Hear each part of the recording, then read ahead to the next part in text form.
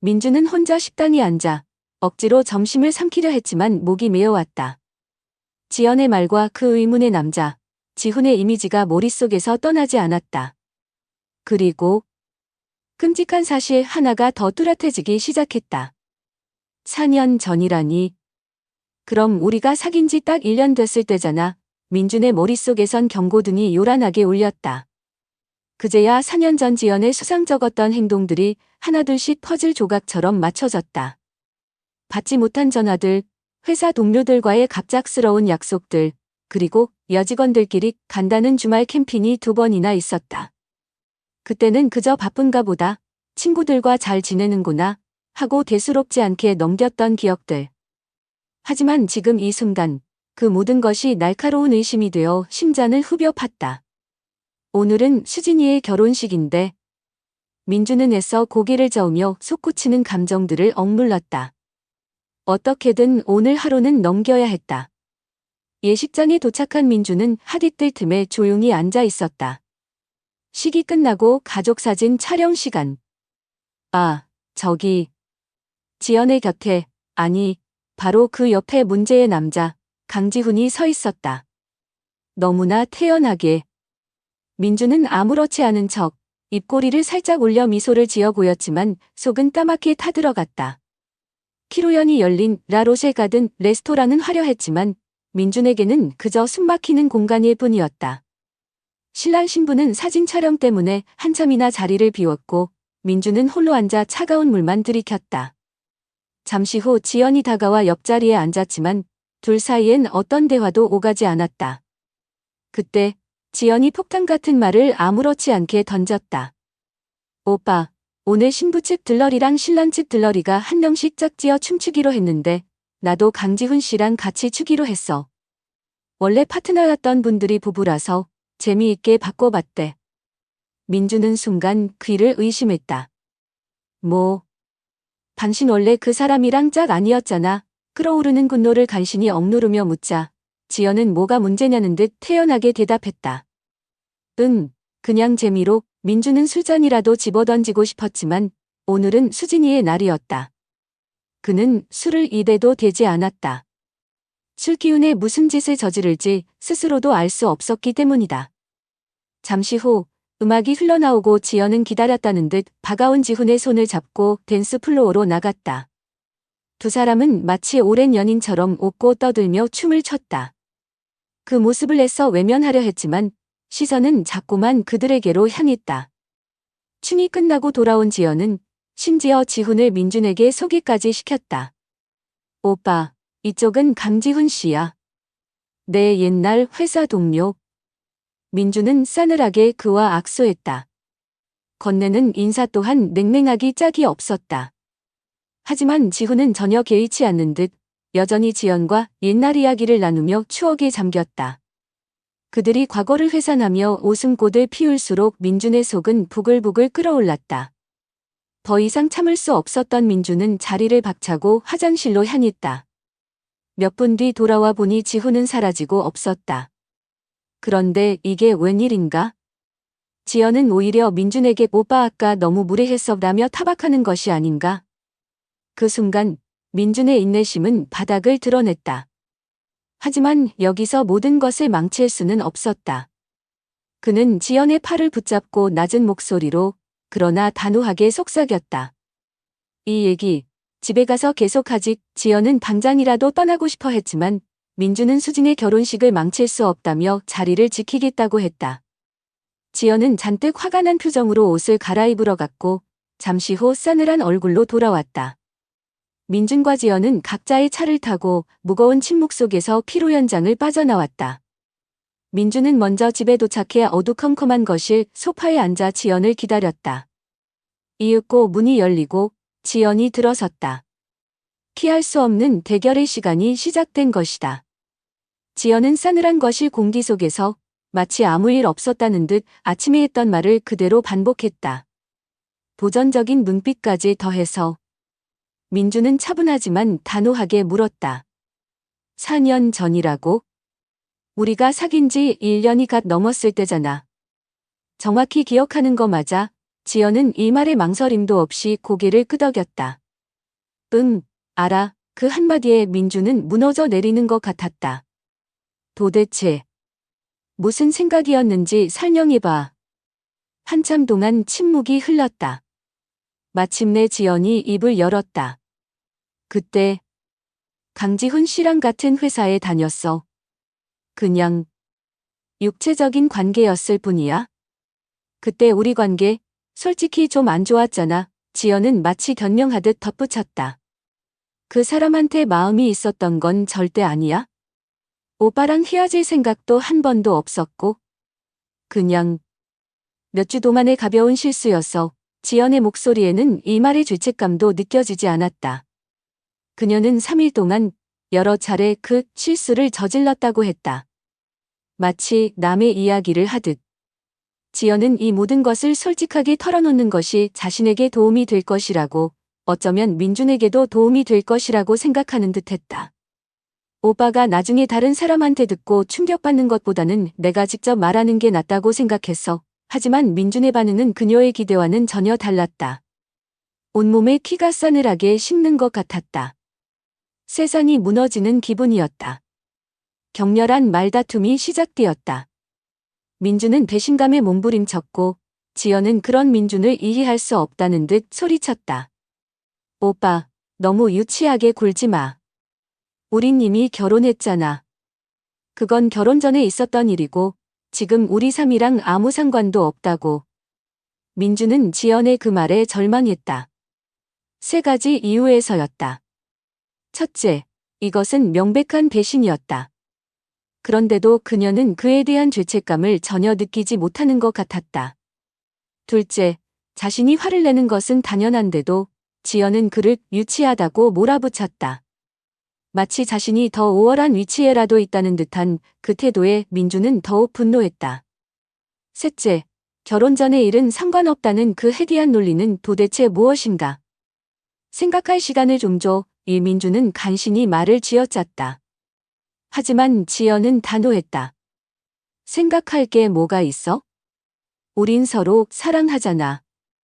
그리고 이 일은 우리 사이를 바꿔놓을 이유가 되지 않아? 그 대화가 있은 지 벌써 2주가 흘렀다. 하지만 민주는 여전히 그날의 충격에서 벗어나지 못하고 있었다. 지연은 끊임없이 대화를 시도했지만 민준의 눈에 비친 그녀는 더 이상 예전의 사랑스러운 아내가 아니었다. 한편으로는 자신이 바보 같다는 생각도 들었다. 까짓것 4년 전 일 아닌가? 그리고 지금 우리는 아무 문제 없이 잘 살고 있지 않은가?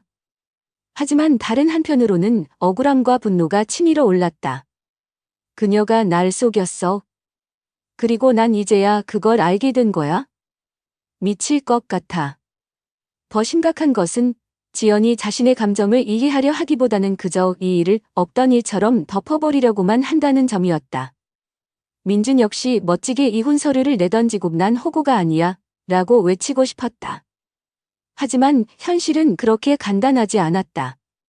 솔직히 말해서 그는 지금 어떤 결정도 내리지 못한 채 표류하고 있었다. 상황은 조금씩 변해가고 있었지만 결정을 내리는 것은 오히려 점점 더 어려워지고 있었다. 지난주까지만 해도 그는 거의 분노에 사로잡혀 있었다. 하지만 시간이 흐르면서 이제는 분노보다는 깊은 슬픔이 그의 마음을 잠식해 들어왔다. 아내를 미워하고 싶었다. 단칼에 모든 것을 끝내버리고 싶었다. 하지만 현실은 그는 여전히 지연을 사랑하고 있었고 이 모든 상황이 그를 산산조각 내고 있었다. 민주는 이 지독한 현실 속에서 한 발짝도 움직이지 못하고 있었다. 그저 끝없는 절망감만이 그를 짓누를 뿐이었다. 그리고 이 깊은 절망의 시간 속에서 지연은 드디어 민준이 이 일을 결코 쉽게 넘기지 않을 것이라는 사실을 어렴풋이 깨닫기 시작하는 듯했다. 하지만 그 깨달음이 너무 늦은 것은 아닐까? 민준은 그저 한숨만 내쉴 뿐이었다. 민준이 날이 갈수록 차갑게 변하고 그 무엇으로도 풀리지 않는 깊은 침묵 속에 잠겨 있자 지연은 불안감을 감추지 못했다. 어느 날 저녁, 지연은 갑자기 숨이 막힌다며 극심한 호흡곤란을 호소했다. 창백하게 질린 얼굴로 가슴을 부여잡는 아내를 보며 민주는 치밀어 오르는 분노와는 별개로 일단 그녀를 차에 태워 서울대학교병원 응급실로 향했다. 진단 결과는 공황 발작이었다. 결국 지연은 하룻밤을 병원에서 보내야 했고 의사는 안시움이라는 이름의 벤조디아제핀 계열 신경안정제와 세로리프트라는 항우울제를 새로 처방해 주었다. 이 소동으로 인해 결국 박서방네, 즉 장인 장모님 댁에도 모든 사실이 알려지고 말았다. 지연이 태어나던 날 장인 장모님과 처제 수진, 그리고 갓 결혼한 동서 서구까지 온 가족이 민준의 집으로 몰려왔다.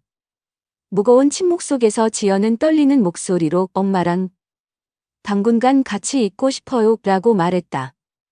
민준은 그저 고개를 끄덕였다.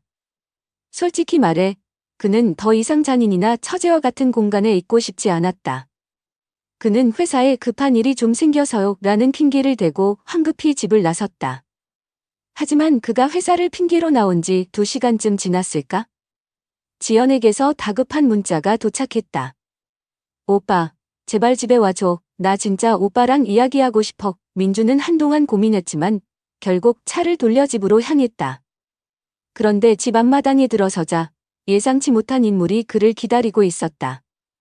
장인어른, 박 사장님이 홀로 서 계셨던 것이다. 박 사장님은 민준에게 다가와 민서방, 잠깐 나랑 얘기 좀 할 수 있겠나? 하고 조용히 물었다. 민준은 순간 온몸의 신경이 곤두서는 것을 느꼈다. 만약 지연이 장인에게 민준이가 나한테 너무 심하게 군다는 식으로 자신을 나쁜 놈으로 몰아갔다면 그는 결코 호락호락하게 당하고만 있지는 않을 작정이었다. 두 사람은 마당 한쪽에 놓인 낡은 나무 의자에 나란히 앉았다. 박 사장님이 무거운 입을 열었다.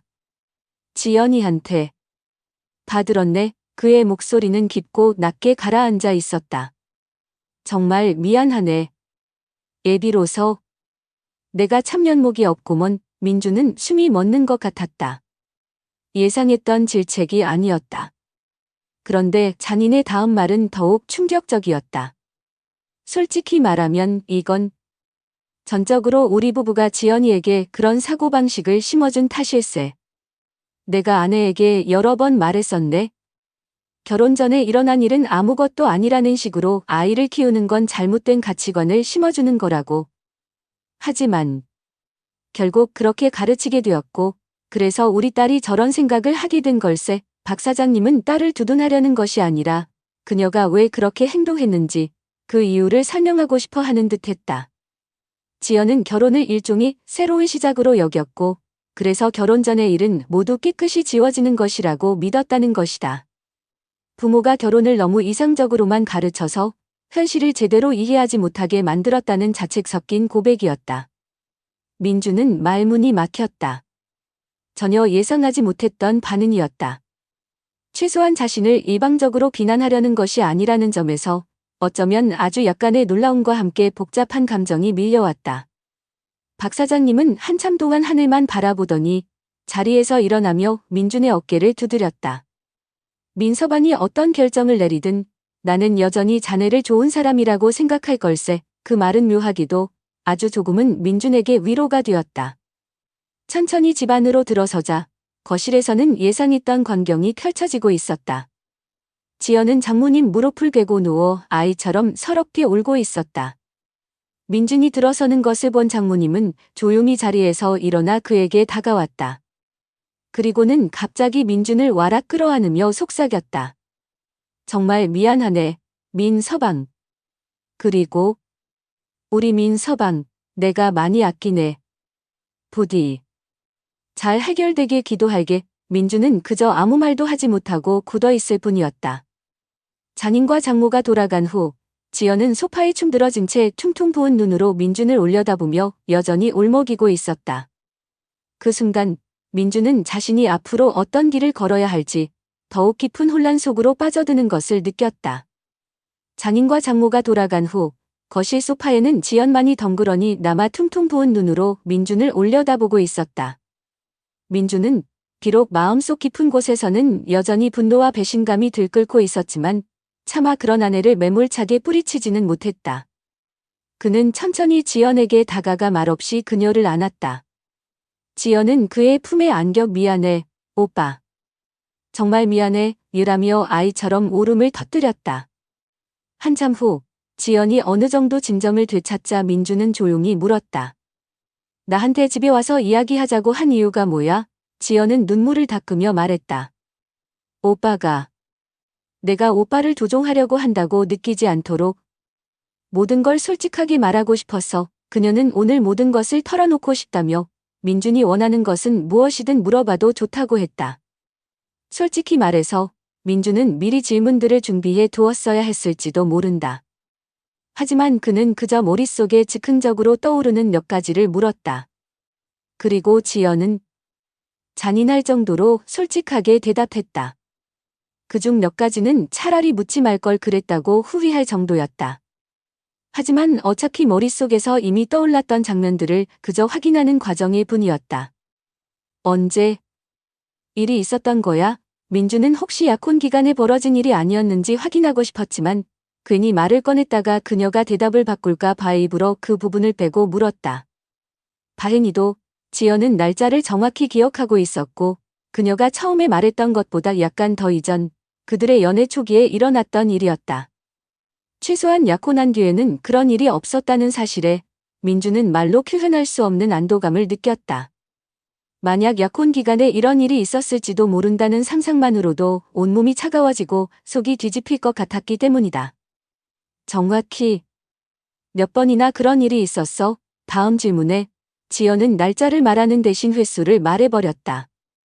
그녀가 일부러 민준을 더 아프게 하려고 했던 것은 아니었을 것이다. 정말로 그녀는 그것이 민준이 원하는 대답이라고 생각했던 것 같았다. 하지만 그 대답은 민준에게 전혀 도움이 되지 않았다. 오히려 그를 완전히 무너뜨릴 뻔했다. 총 3일. 하지만 그 3일 동안 여러 번 있었어. 그 말은 민준의 가슴에 비수처럼 꽂혔다. 그리고 가장 어려운 질문이 남아 있었다. 왜 그랬어? 민주는 솔직히 그 질문을 꺼내는 순간 울음을 참을 수 없었다. 내가 왜 충분하지 않았던 거야? 대체 왜? 그냥 날 떠나지 않고 그런 짓을 한 거냐고. 그 순간 이제는 지연이 민준을 안아주어야 할 차례였다. 그녀가 했던 고백들, 결혼식장에서 그 남자와 함께 웃고 떠들던 모습, 그리고 방금 들은 끔찍한 횟수까지 모든 것이 한꺼번에 밀려와 민주는 숨을 쉴 수조차 없었다. 지연이 옆에서 계속 무언가를 말했지만 그 순간 민준에게는 아무것도 들리지 않았다. 어차피 그녀가 무슨 말을 하든 그에게는 아무 의미도 없을 터였다. 한참 후 겨우 감정을 다잡은 민준은 차분히 말했다. 배신당한 것도 끔찍하지만 내가 나한테 했던 그 반응이 더 최악이었어. 아니, 어쩌면 그게 더 나빴는지도 몰라. 그러자 지연은 고개를 끄덕이며 인정했다. 그리고 민준을 유치하다고 했던 말에 대해 사과했다. 나는 정말로 이제 와서는 중요하지 않을 거라고 생각했어. 우리 결혼한 지 오래됐으니까. 그 순간 민준의 혈압이 다시 치솟는 것을 느꼈다. 무언가 말을 하려고 했지만 지연이 먼저 끼어들었다. 부모님과 이야기하면서 이제야 깨달았어. 내가 완전히 잘못 생각하고 있었다는 걸. 바람은 바람이고 대신은 대신이야. 하지만 그녀는 여전히 이렇게 덧붙였다. 하지만 우리 결혼하고 나서 함께한 행복한 순간들은? 그건 진심이었잖아. 민주는 단호하게 말했다. 하지만 그 행복은 거짓말 위에 세워진 것 같아. 그 말을 듣자 지연은 다시 무너져 내렸고 또다시 심각한 공황 상태에 빠졌다. 응급실에 갈 뻔했지만 민주는 겨우 약을 먹이고 종이봉투에 숨을 쉬게 하면서 그녀를 진정시켰다. 그날 밤 그들은 아무 말 없이 각자의 상처를 안고 잠들었다.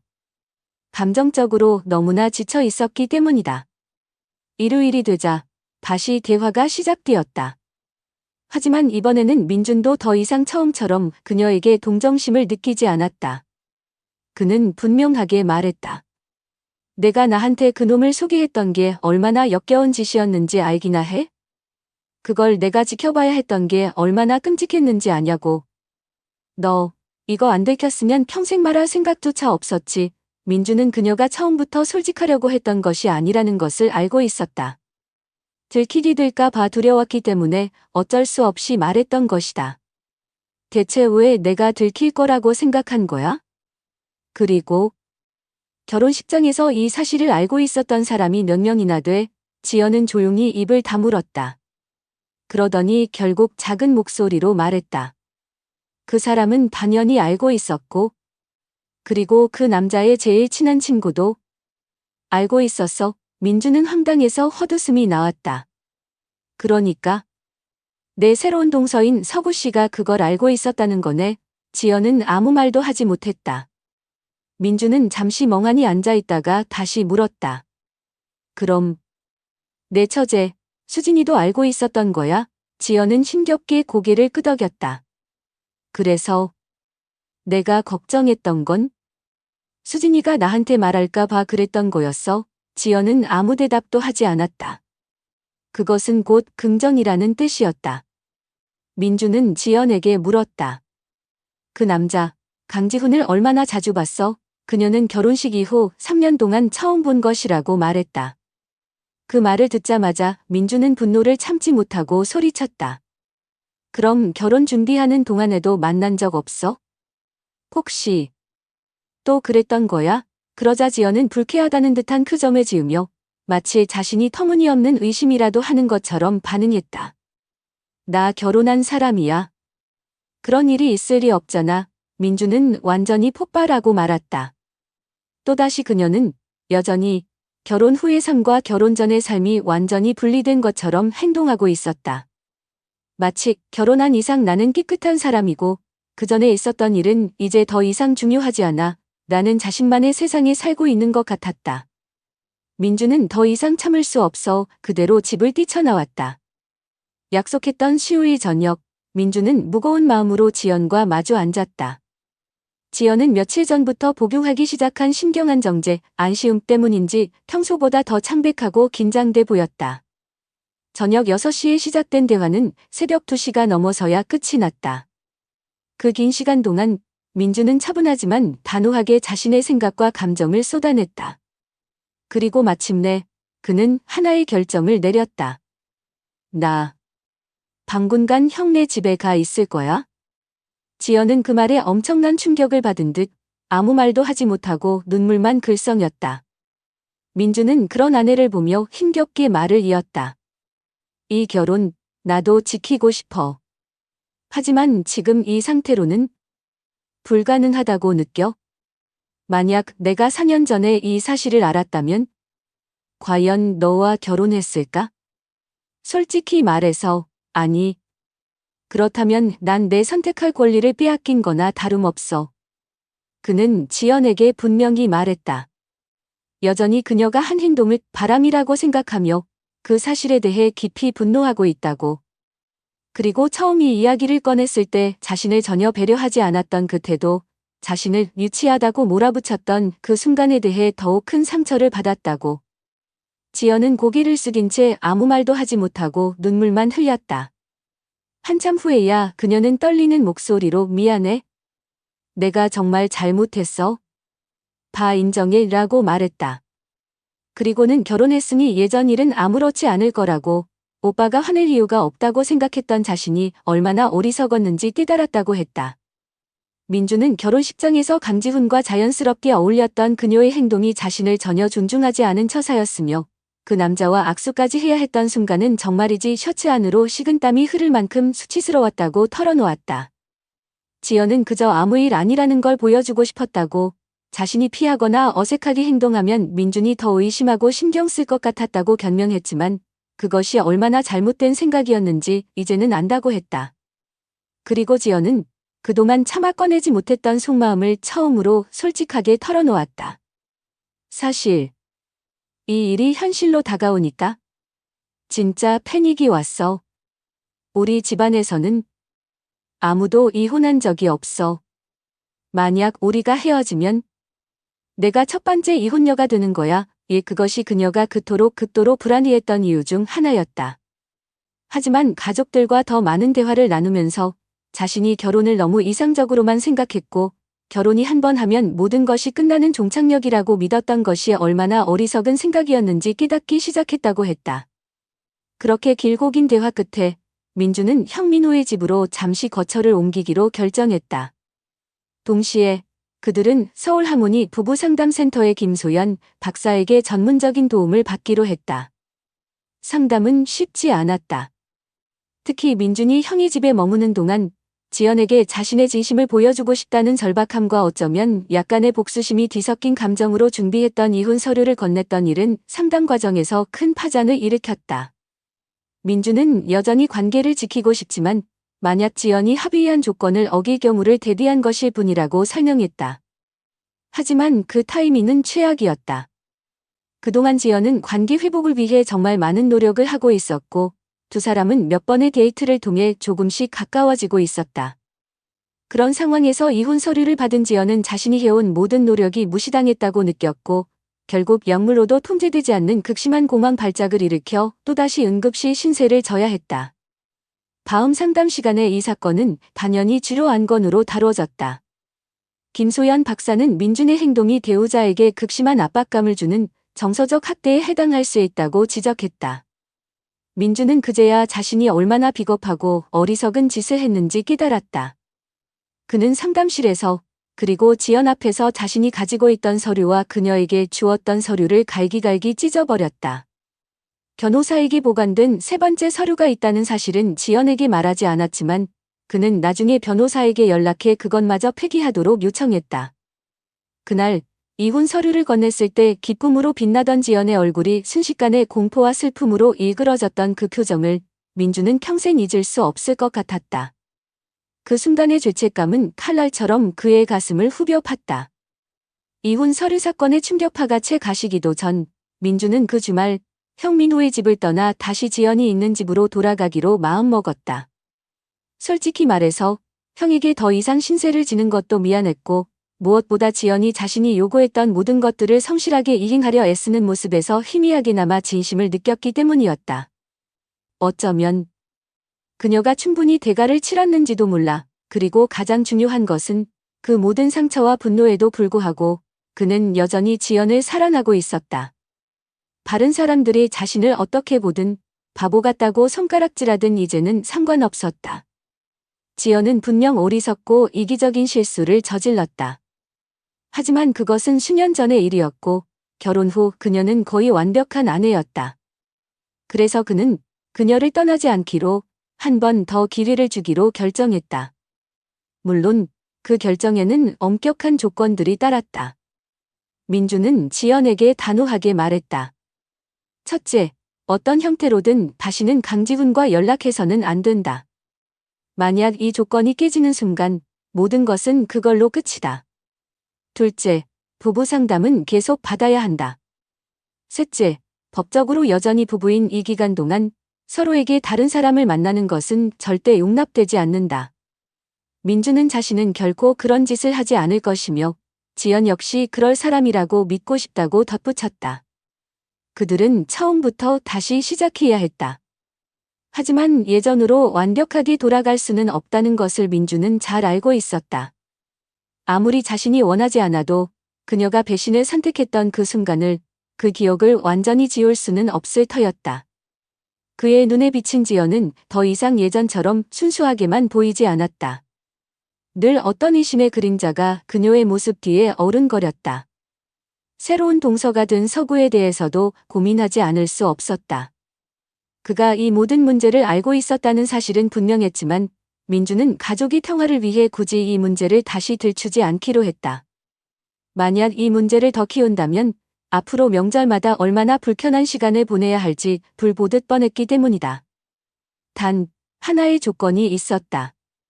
서구는 민준 앞에서 절대로 이 문제에 대해 다시 언급해서는 안 된다는 것, 그 약속만 지켜진다면 민주는 더 이상 문제 삼지 않기로 마음먹었다. 다시 한번 그들의 관계를 산산조각냈던 그날 밤의 대화가 떠올랐다. 무려 8시간 가까이 이어진 지독한 시간이었다. 민주는 그때 지연의 눈물을 보았다. 이전에도 그녀가 날 좀 봐줘 하는 식으로 울었던 적은 여러 번 있었지만 이번 눈물은 달랐다. 그것은 진짜였다. 그녀는 울면서 오빠, 제발, 제발, 하고 애원하기까지 했다. 그리고 그녀는 처음으로 자신이 결혼을 너무 이상적으로만 생각했고 결혼이 한 번 하면 모든 것이 해결되는 결승선인 줄로만 알았다고 고백했다. 관계는 계속해서 만들어가는 것이라는 사실을 이제야 알겠다며 자신의 어리석음을 인정했다. 특히 결혼식장에서 강지훈을 민준 앞에 데리고 왔던 그 행동만큼은 진심으로 후회한다고 몇 번이고 말했다. 하지만 민준은 여전히 마음 한구석이 아팠다. 지연이 과거 자신의 행동 자체에 대한 죄책감보다는 그 일이 발각되어 현재 자신들이 겪고 있는 이 끔찍한 상황과 그 결과에 대해 더 크게 후회하는 것처럼 느껴졌기 때문이다. 그녀가 진정으로 뉘우치고 있는 것은 자신의 선택이 아니라 그 선택으로 인해 망가진 현재인 것 같았다. 그것이 민준을 더욱 힘들게 했다. 그누의 저녁, 그들은 오랜만에 단둘이 데이트를 했다. 지연은 그 시간을 무척이나 기대하는 눈치였지만 민준은 솔직히 아무런 감흥도 느낄 수 없었다. 형민호의 집에서 얼마나 더 머무를지, 아니, 이 그녀의 밤을 무사히 넘길 수 있을지조차 확신할 수 없었다. 하지만 적어도 이 순간만큼은 이 관계에서 다시 주도권을 가지고 있다는 느낌을 받는 것은 나쁘지 않았다. 그 길고 길었던 마지막 대화의 끝에서 그날 밤 민준은 한동안 지연을 꼭 안아주었다. 그리고 결국 그들은 함께 잠들었다. 민준은 무너져 버린 여자를 원하지 않았다. 그는 자신의 인생을 함께 걸어갈 파트너를 원했다. 하지만 지연이 그 자격을 갖추려면 그녀가 민준의 감정을 존중하는 만큼 민준 역시 그녀를 존중할 수 있어야 했다.